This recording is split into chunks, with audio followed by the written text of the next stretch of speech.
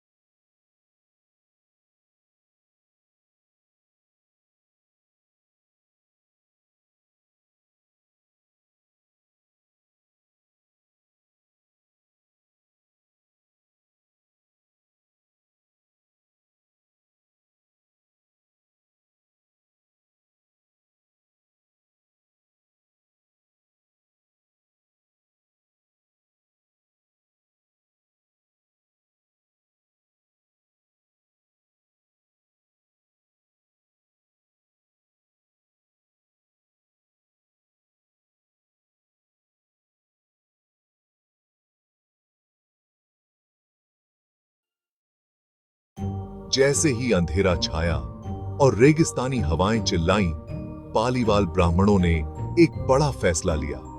उन्होंने सलीम सिंह का अत्याचार सहने से मन्ना कर दिया। उन्होंने चुपके से अपनी प्यारी मातृभूमि छोड़ने का फैसला किया। उस अंधेरे में गायब हो गए जिसे वो जानते थे।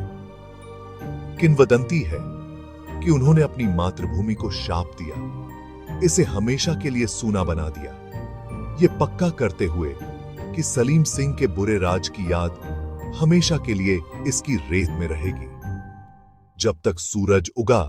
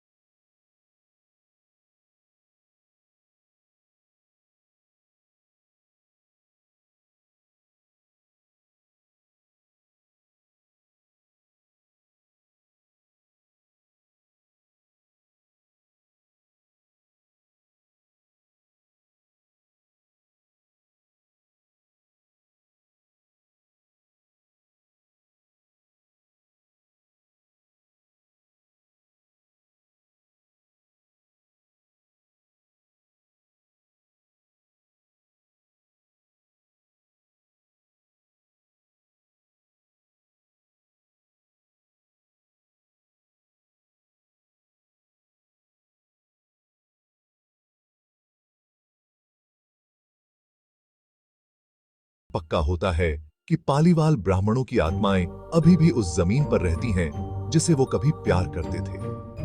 कुलधरा की कहानियां टाइम के साथ और बरहज गई हैं। हर पीढ़ी ने अपने रहस्य और डर को इसमें जोड़ा है। गांव के बाहर एक पुराना कुआं है जो अपनी खूबसूरती और डरावनी आभा के लिए जाना जाता है। लोकल लोग कहते हैं कि यह कुआं एक समय गांव की जीवन रेखा था, लेकिन अब इसे उन आत्माओं का दरवाजा माना जाता है जो इन खंडहरों में रहती हैं। कहते हैं कि रात में कुएं से अजीब आवाजें आती हैं, चीखें, फुसफुसाहट और जंजीरों की आवाज।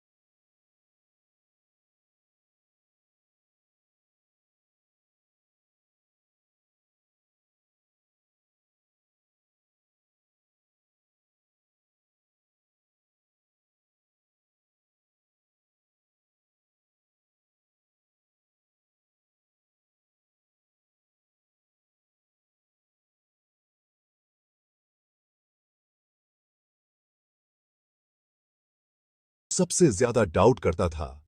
उसने अपने दोस्तों को समझाने की कोशिश की कि ये सब उनकी कल्पना है, लेकिन उसे भी अजीब लगने लगा।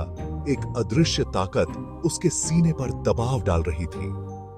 जिज्ञासा जल्द ही डर में बदल गई, क्योंकि रात ने कुलधरा को अपनी चपेट में ले लिया। पेड़ों की आवाज फुसफुसाहट जैसी लग रही थी और परछाई डरावनी आकृतियों में बदल गई, जिससे उनके रोंगटे खड़े हो गए। जैसे जैसे रात होती गई, अजीब घटनाएं होने लगी। रोहन को लगा कि कोई उसके बाल खींच रहा है। एक अदृश्य उंगली उसकी गर्दन पर